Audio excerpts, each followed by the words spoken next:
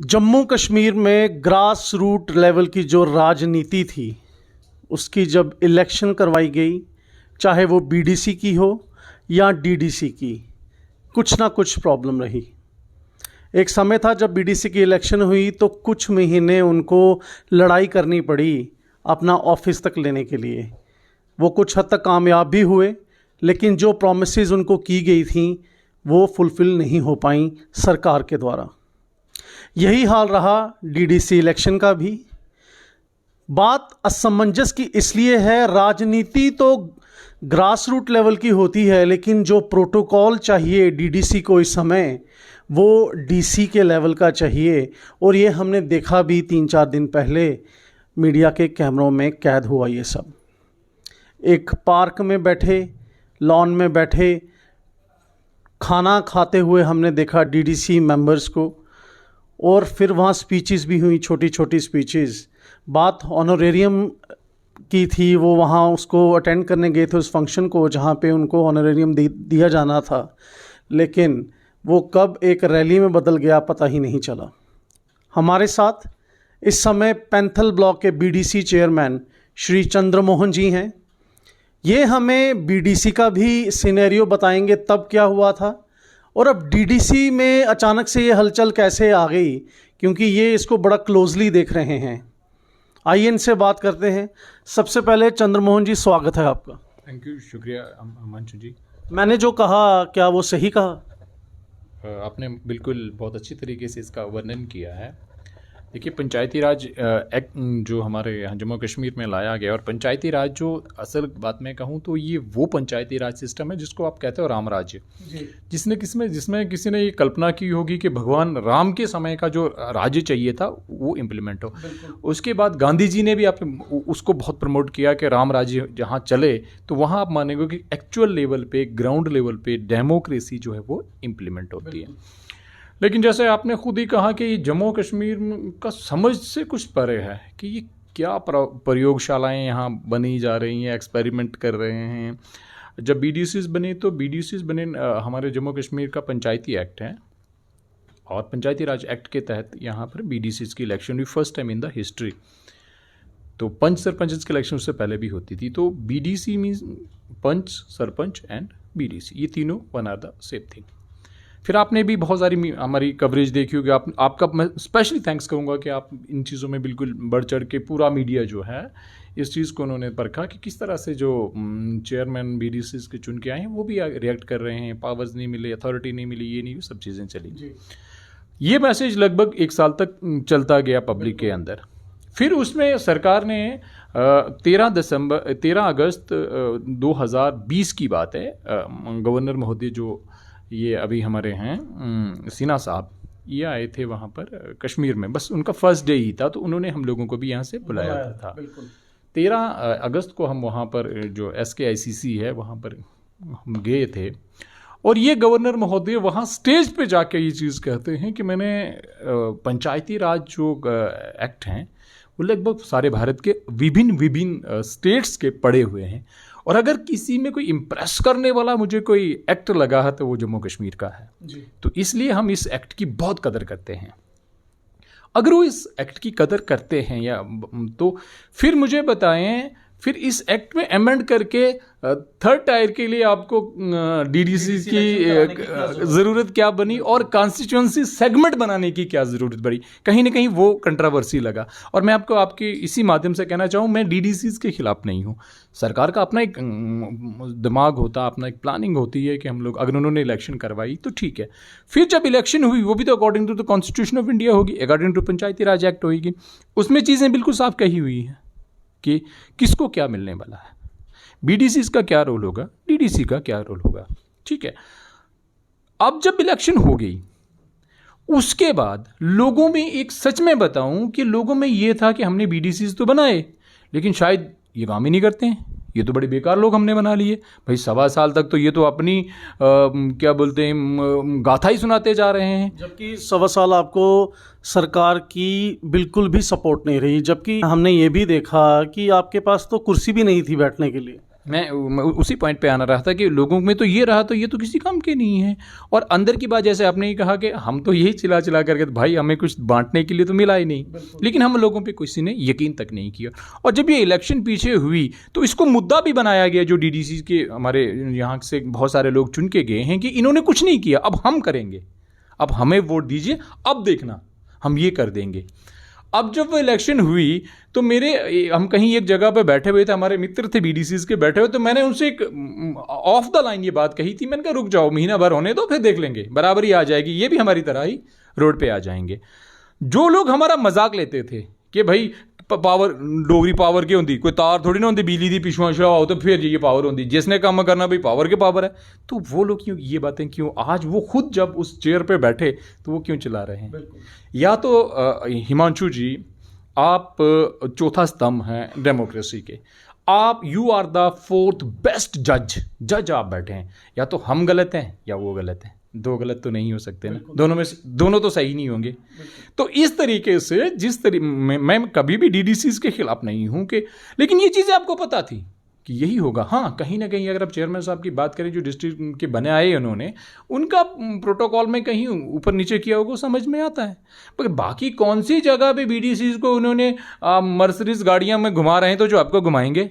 Constitution में कहाँ लिखा हुआ है कि आप डीडीसीज को जो है गाड़ियां दोगे, उनको आप स्टेटस दोगे, एमओएस का दोगे, एमएलएस का दोगे, और बीडीसीज को नहीं दोगे? वो तो कॉन्स्टिट्यूशन में सब चीज़ें क्लियर कट लिखी हुई हैं। ये जब डीडीसी इलेक्शंस के रिज़ल्ट आए थे तो हमने बाबू जगजीवन लाल जो एनसी से जीते डीडीसी इलेक्शन, तो उनको पूछा था, तो उन्होंने कहा हंसते हुए, बीडीसी की हालत बयान करते हुए कहा मेरे ही एक इंटरव्यू में कि एक लड़ाई तो मैंने जीत ली, अब दूसरी लड़ाई होगी पावर्स पाने की। और हमने उनको भी देखा वहाँ खड़े हुए, तो वाकई में एक लड़ाई तो डीडीसी वालों ने जीत ली, लेकिन अब जो पावर पाने की लड़ाई है, और ये बड़ी एक गलत बात है जो फैलाया जा रहा है। किसी को कह देते हैं कि आपका रैंक कैबिनेट मिनिस्टर के बराबर में है, किसी को कह देते हैं कि डीसी आपके अंडर है, किसी को कह देते हैं कि आप एमएलए के बराबर हैं। ये पार्टी का फैलाया हुआ है या ये संविधान में लिखा हुआ है कि ये ऐसी इनकी पावर होगी? आप क्या समझते हैं इस चीज़ को? सर, कॉन्स्टिट्यूशन में सब चीज़ें लिखी हुई हैं, किसी का प्रोटोकॉल क्या है, ठीक है, फिर प्रोटोकॉल के मुताबिक देखिए, एक प्रोटोकॉल में ऑटोमेटिकली जब डीडीसी की आप थर्ड टायर के इलेक्शन करवा रहे हैं, वो तो प्रोटोकॉल खुद से ही हो गया ना। फिर उसके बाद था कि इनका सिस्टम में कि प्रेसिडेंस, जिसको आप कहते हैं ओथ ऑफ प्रेसिडेंस, या how they will work and how they what will be there protocol. तो प्रोटोकॉल में सब चीज़ें लिखी गई हैं उनकी ना, कि कहीं ना कहीं मेरा तात्पर्य ये है आपसे कहने का कि बीडीसीज और डीडीसीज, बीडीसी चेयरमैन, हम लोगों के साथ एक हमारा दुर्भाग्य ये है कि जब मैं किसी मीडिया वाले को भी देखता हूँ या किसी ब्यूरोक्रेट को, तो वो बीडीसीज कहता है, बीडीसीज मेंबर। बीडीसी मेंबर हमारे सरपंचेस होते हैं, ठीक है। तो बीडीसी का कोई, अगर मुझसे कोई मैं बात करें, मैं बीडीसी का मेंबर नहीं हूं, मैं चेयरमैन हूं। बहुत जगह कहा जाता है डीडीसीज एंड बीडीसीज, उसको भी क्लियर कट कर देना। डीडीसीज के दे आर द मेंबर, बीडीसीज के वो चेयरमैन है। तो ये खुद में एक प्रोटोकॉल है। जब इसके बाद हम लोगों का, जैसे अगर मैं वकालत करता हूं, मैं एक वकील हूं, मैं हाई कोर्ट में प्रैक्टिस करता हूं, दूसरा किसी सेशन कोर्ट में प्रैक्टिस करता है, एंड ऑफ द डे क्या we are eligible of doing practice in supreme court और नॉट? ये एलिजिबिलिटी थी। इन अदर वे ये एलिजिबिलिटी है, ये बीडीसी के पास भी है और डीडीसी के पास, दोनों जो हैं they are the member of district development council. इनके पास हाईएस्ट अथॉरिटी तो वहां थी। जब इलेक्शन कराई गई, इलेक्शन में ये चीज़ क्लियर कही गई थी कि ये दोनों लोग वहाँ के डिस्ट्रिक्ट डेवलपमेंट बोर्ड के मेंबर होंगे। जब आपको सारा खजाना वहाँ पर मिलने वाला है, आप वहाँ के लिए लड़े ना, why you are fighting for your individual things, ठीक है। और उसके बाद अभी जो है हमने, मैं आपकी माध्यम से कहूँ, मैं इसके भी खिलाफ नहीं हूँ कि आप डीडीसी वालों की सैलरी बढ़ाएं, उनका प्रोटोकॉल बढ़ाएं, लेकिन जब आप उनको बढ़ाएंगे तो इनका क्या करोगे? जो बीडीसी के चेयरमैन हैं, चेयरमैन है वो, they are not the member. ऐसी क्या जल्दी आन पड़ी? क्योंकि हमने देखा जब आप काफ़ी महीनों तक स्ट्राइक पे थे, प्रोटेस्ट पे थे, लेकिन आपकी किसी भी राजनेता ने नहीं सुनी। लेकिन डीडीसी सिर्फ 2 दिन प्रोटेस्ट में बैठे तो हमारे माननीय नेता श्री रविंदर रैना जी, जो बीजेपी की तरफ से प्रेसिडेंट भी हैं पार्टी के जम्मू कश्मीर में, उन्होंने तुरंत एलजी को लिखा, और एलजी भी आनन फानन में आज शायद उनके साथ मीटिंग भी कर रहे हैं। तो ऐसा जो ये पार्शियलिटी है वो क्यों देखी जा रही है बीजेपी की तरफ से बीडीसी और डीडीसी में? सर मैं अब एक चीज़ यही आपके माध्यम से क्लियर कर देना चाहता हूँ, जो बीडीसी के चुन के चेयरमैन बने हुए हैं वो भी भाजपा के ही हैं, जो डीडीसी के काउंसलर चुन के आए हैं वो भी भाजपा के ही हैं। अगर भाजपा पॉइंट ऑफ व्यू से बात करें कि मैं तो उसके लिए अथोराइज नहीं हूँ, I am not the official spokesman, मगर एक चीज़ मैं बताऊँ, बीडीसी चेयरमैन का बनना डीडीसी से ज़्यादा मुश्किल है। मैं खुल के बात कहूँगा कि ये सौभाग्य है भाजपा वालों का, मेरा भी मैं कहूँगा कि माननीय प्रधानमंत्री नरेंद्र मोदी जी ने जो देश के लिए किया है उनका सीधा सीधा फायदा हो जाता है और कहीं ना कहीं वो चीज़ें काम आती है और इलेक्शन जीती जा सकती है। लेकिन क्या बताएं, कोई भी बीडीसी चेयरमैन क्या माननीय प्रधानमंत्री जी के इफेक्ट या इम्पैक्ट से जीता है? क्योंकि उसको तो वो चेयरमैन उसका पंचेस और सरपंचेस का लेना है। तो यहाँ पर टू स्कूल ऑफ थॉट्स नहीं होने चाहिए, डिस्क्रिमिनेशन बिल्कुल भी नहीं होनी चाहिए। अगर भाजपा पॉइंट ऑफ व्यू से बात करोगे तो भाजपा को भी अपनी एक ही आंख से दोनों को देखना चाहिए कि अगर पहले ये लड़ाई थी पीआरआईज वर्सेस गवर्नमेंट, है ना, अब कहीं मुझे लग रहा है कि कोई ऐसा आनन फानन कोई डिसीजन लिया जाएगा जो पहले खुद से ही लिया है इस सरकार ने। यही तो मैं आपसे पूछ रहा हूँ कि एलजी को या बीजेपी को या रविंद्र रैना जी को अपना बड़ा बेटा पसंद क्यों नहीं है? छोटे बेटे से इतना प्यार क्यों है? जो बच्चा अभी पैदा हुआ उससे इतना प्यार क्यों है? जो पहले का पैदा हुआ है उससे इतना प्यार क्यों नहीं है? क्योंकि हमने देखा कि कैसे उन्होंने एक दूसरे के साथ लेटर्स एक्सचेंज किए, मीटिंग बुलाई गई और फिर शायद उनको कुछ भी दे भी देंगे। तो ऐसी ये जो ज़िद्द मानने वाली बात है वो बीडीसी की क्यों नहीं सुनते, डीडीसी की ही क्यों सुन रहे हैं? ये मैं आपसे पूछना चाह रहा हूँ, आपको क्या लगता है? देखिए, जो बड़ा बेटा पैदा होता है ना वो देसी हिसाब से पैदा होता है। जैसे उसका वो ऑपरेट दाई करती है, हमने सुना होगा। नया बेटा जो पैदा होता है उसका सजेरियन हुआ है, आप समझे ना। अब सजेरियन में टेक्नोलॉजी काफ़ी ज़्यादा तक यूज़ हुई है, अमेंडमेंट करनी पड़ी। ज़्यादा समझते हो मेरे से। तो सीधा सा मुझे, हालांकि मैं इन चीज़ों पे नहीं जाना चाहता हूँ, लेकिन खुद से ये चीज़ लगती है कि जब भाई साहब हम भी भाजपा के हैं यार, एक बार हमारा दिल दे के देखो ना, कितनी देशभक्ति मिलेगी। सिंबल भी मिला हुआ है। तो मगर अब हमारी दुर्भाग्य कि वो दाई आ गई पुराने ज़माने की, तो उसने पहले बोला आस्ता आस्ता से ब्लेड पकड़ के काटा। और ये दूसरे हमारे जो छोटे भाई साहब आए हैं डीडीसी वाले, सजेरियन होके आए हैं, तो मुझे लगता है शायद इनसे ज़्यादा प्यार होगा। ऐसा होना नहीं चाहिए। जब सरकार को for the sake of the God, भगवान के लिए, अगर यहाँ लड़ाई है दिस पीआरआईज वर्सेस गवर्नमेंट ब्यूरोक्रेसी, वो जस्टिफाइड, वो चलेगी। लेकिन for the sake of the God इसको बिल्कुल डीडीसी वर्सेस बीडीसी मत बनाओ। जब भाइयों में आपका कत्ल होते हुए देखेंगे ना, तो खून किसका है इससे फ़र्क नहीं पड़ता, जो खून बहता है वो बहुत गंभीर होता है। अच्छा, आम आदमी किसके पास जाएगा? बीडीसी के पास जाएगा या डीडीसी के पास पहले जाएगा, या पहले वो पंच सरपंच के पास जाएगा? एक्चुअली मैं सिर्फ इतना पूछना चाह रहा हूँ कि चैनल ऑफ कम्युनिकेशन क्या होगा और फिर चैनल ऑफ डिस्पोजल क्या होगा। प्रॉब्लम आपके पास आ गई, फिर उस प्रॉब्लम का आप डिस्पोज ऑफ कैसे करोगे, उसको एग्जीक्यूट कैसे करोगे कि हाँ भाई इस बंदे की प्रॉब्लम सॉल्व होनी चाहिए। देखिए सर, एक बात मैं आपको फिर बताऊं कि गालिब का शेर है कि वो कहता है कि ये तो ज़िंदगी से तंग आके हम कहते हैं कि मर जाएं, मर के ना मिले सुकून, कोई हमसे कहते हम किधर जाएं। ये तो ना कहीं आम आदमी की ये ऐसी वाली जो है सिचुएशन हो गई। वो तो खुद सोच रहा है कि भाई मैं कहाँ जाऊँ, मैं जिस डीसी के पास जाता हूँ, मेरा डीसी का कहने का मतलब है बीडीसी वाला भी डीसी है, डीडीसी वाला भी डीसी है। वो कल कहीं प्रेस कॉन्फ्रेंस में कह रहे थे 200 ना ना ना ना ना ना अब वो बढ़ाना नहीं, बिल्कुल बिल्कुल डिपकॉम साहब भी बड़े हुए हैं, पहले डीसीज पे आ जाते हैं। तो डीसीज का अब क्या है कि कल मैं इनकी डीडीसी वालों की सुन रहा था, वो कह रहे 281 डीसी नए आ गए। मैंने कहा भाई साहब ज़रा करेक्शन कर लीजिए, क्योंकि एक साल पहले 311 और इन्होंने ऐड किए हुए हैं। ठीक है, अब ज़रा वो मिला दो, प्लस पहले हमारे ये 20 ये हैं डिस्ट्रिक्ट, 20 डिस्ट्रिक्ट में हमारे 2 डिपकॉम साहब थे, एक वन इज़ इन कश्मीर और अदर्स इन जम्मू। अब इन्होंने 20 डिपकॉम भी बना लिए हैं। तो इस तरीके से ब्यूरोक्रेसी तो बढ़ती जा रही है, बढ़ती ही जा रही है। लेकिन आम आदमी का क्या होगा बेचारे का, उसका काम कौन करेगा? इन्होंने यहाँ पर डायरेक्ट डीडीसी की जो इलेक्शन करवाई, उसमें क्या हुआ, जो आम एक व्यक्ति था ना, उसको लगा कि हम सीधा इस बंदे को अप्रोच करेंगे। लेकिन दूसरी तरफ पंच सरपंच, ये दो, मैं आपको बताऊं, पंच और सरपंच मेरे लिए, मैं अपनी अगर इंडिविजुअल बात करूं ना, एक दोनों मेरे बाजू हैं। और मैं बात करता हूं, मैं आपके चैनल से भी अगर एक बार भी हम बोलो, कभी हमने ये बोलोगा कि हमारी 15,000 तनख्वाह कम है, बढ़ाओ, कभी नहीं बोला हमने। हमें उससे भी मतलब, कभी हमने अपने प्रोटोकॉल की लड़ाई नहीं लड़ी, कभी हमने ये नहीं बोला कि हम हमारे जो है आप एमओएस का स्टेटस दें, हमें एमएलए नहीं चाहिए। डिप्टी कमिश्नर का दिया है, ब्रिगेडियर का दिया है, किसका दिया, दैट इज सफिशिएंट। हम लोगों को वो एंट्री कार्ड है ऑफिस के अंदर जाके काम करवाने का। लेकिन हमें चाहिए क्या था, वी नीड फंड्स। हम लोगों को क्या चाहिए था, अथॉरिटी, क्योंकि इशू तो करो।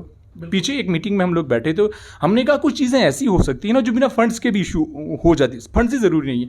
आप देखेंगे तहसीलदार साहब का ऑफिस है कटरा में, हिमांशु भैया जब भी आप जाओगे ना, इतनी बड़ी लाइन लगी होगी ना आपके लिए, income certificate, income certificate, income certificate. Government policy matter है ना। अगर वही इनकम सर्टिफिकेट की अथॉरिटी आप एक सरपंच को दे दें अपनी पंचायत में, तो क्या इतना रश होगा वहाँ पे?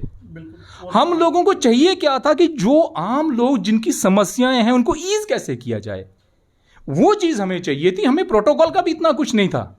उस चीज़ की हम लड़ाई लड़ते। हमने आप ही के इस चैनल में मैंने 50 बार बोला कि आप जाके उस बीडीसी चेयरमैन को अथोराइज करें कि वो 1 किलो आटा तो दे दे।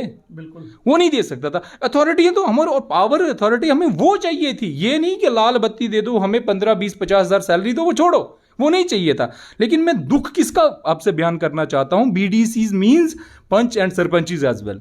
उस पंच की तनख्वाह 1,000 रुपया इन्होंने रखी, ऑनरेरियम जिसको कहा जाता है। आप जब भी किसी पटवारी से पूछें, किसी डॉक्टर से पूछें, किसी रेवेन्यू वाले से, पुलिस वाले से, जब भी वो वार्ड में जाएगा वहाँ पर कौन होना चाहिए अवेलेबल, वो पंच। वो सबको ला के लाता। हेल्थ कार्ड बनवाने तो पंच आपको पकड़ के लाएगा, पटवारी की नकल लेनी है पंच आपको पकड़ के लाएगा। दुनिया जान के वो काम कर, बदले में आप क्या देते हो उसको, 1,000 रुपये तनख्वाह। बिल्कुल। क्या आप बताओ कि हमारे डीडीसी वाले जो वहां पर इकट्ठे हुए, क्या उनको उस पंच की याद नहीं आई कि यार एक बात करते हैं, इसी चैनल से हम पंचेस की भी बात कर लेते हैं, they are also our part. Sarpanches की भी बात करते हैं, उनको 3,000 रुपये आप दे रहे हो, उनके साथ भद्दा मजाक है, ठीक है, आपको उनकी याद नहीं आई। मैं अभी भी आपके चैनल से कहता हूं, मैं डीडीसीज की सैलरी और प्रोटोकॉल को इनहेंस करने के खिलाफ नहीं हूं, मगर for the sake of the God आपको दूसरे चैनल्स वाले जो बेचारे बैठे हैं उनके बारे में भी सोचिए, स्पेशल पंचेस और सरपंचेस के बारे में भी सोचिए। भगवान के लिए इसको लड़ाई मत बनाना। अगर आप उनको कंसीडर करते हैं अपने ऑफिस में बुला के, तो please do consider the PRI other members as well, जिसमें पंच, सरपंच और बीडीसी चेयरमैन भी आता, उनको भी कम से कम खड़ी गाड़ी को धक्का मारने के काबिल बना दें। अब सब कुछ हो रहा है, आपके साथ भी हुआ, अब करना क्या है? आपको क्या लगता है क्या करना चाहिए? सरकार को क्या करना चाहिए और आप लोगों को क्या करना चाहिए? क्योंकि होता क्या है कि ऑलरेडी हमने 2 साल वेस्ट कर दिए लोगों की डेवलपमेंट करने में।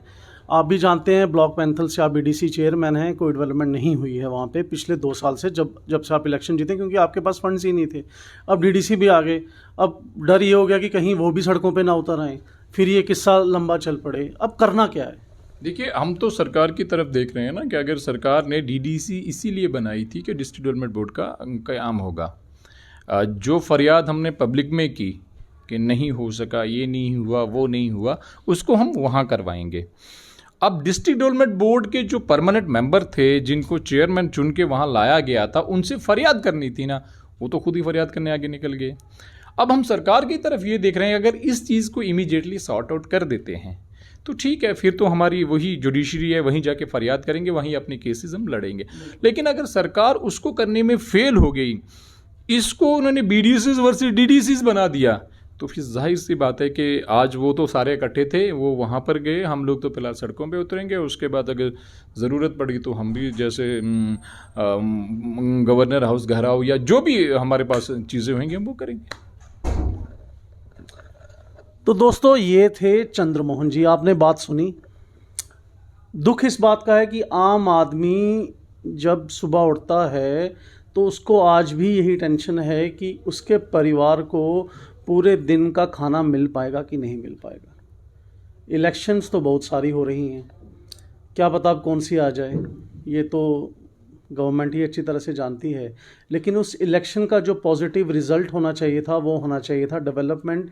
लेकिन पिछले 2 साल से जब से बीडीसी इलेक्शन हुई हैं, कोई डेवलपमेंट उस तीव्रता से नहीं हुई है जिसकी आम लोगों को एक्सपेक्टेशन थी।